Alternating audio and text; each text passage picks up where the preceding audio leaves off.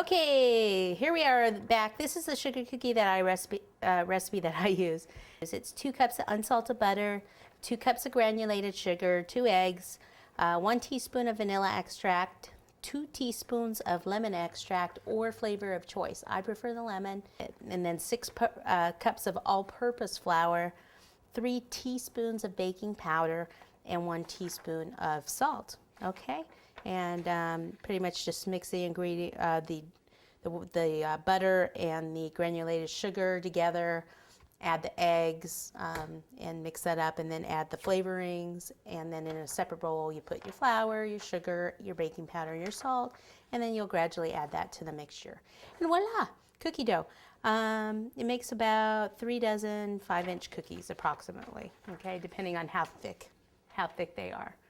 Okay, so that's the recipe that I always use. So I'm just going to use a little bit of fondant because it basically works the same way as cookie dough, only it doesn't, separate, but it's fine. This is what I do. I take a piece of parchment paper and I put it down.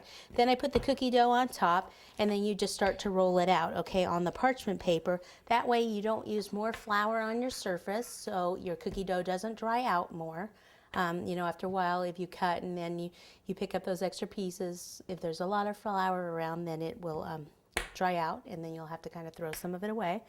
But what you can do is, if you want your cookies to be nice and consistent all the time, a couple things you can do. You could take like a couple skewers, put them next to your cookie dough, and then your rolling pin. This is a baby rolling pin. It's for when I travel. But you can just keep rolling until the rolling pin hits the skewers, and then the dough will be even. Or you can use, if you want your cookies to be thicker, you can use the bigger dowel rods and do the same thing. All right, so then when you have them all, I usually try to get it as far out here as I can on the parchment, and then I take my cutters and I try to use the same size cutters for each piece, for each sheet, just so I don't have a large one and a small one, because the small one will bake faster.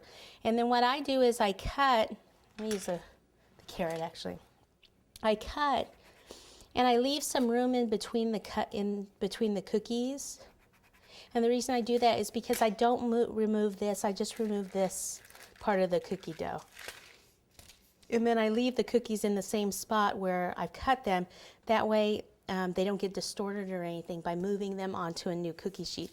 Then I just take this cookie sheet, pop it on a sheet tray, and pop it in the oven.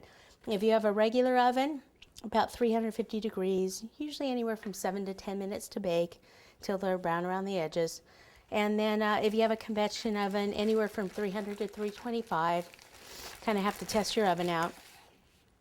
And you don't want your oven temperature to be too low though. This cookie dough doesn't spread a lot, but if your oven temperature is too low, that will cause it to spread more. So if you're playing around with your oven and this dough is spreading, then raise your temperature up just a little bit. Other thing about convection oven has the fan in it, so it usually blows the paper around. So you have to put something metal on your paper so that it doesn't blow up onto your cookie and then ruin your cookie while it's baking. I usually just put some metal knives on either side. Okay, and baking time is about the same time, it's just the temperature's a little lower. Okay, so let me move this out of the way and we'll start off with the rabbit head. We'll be back.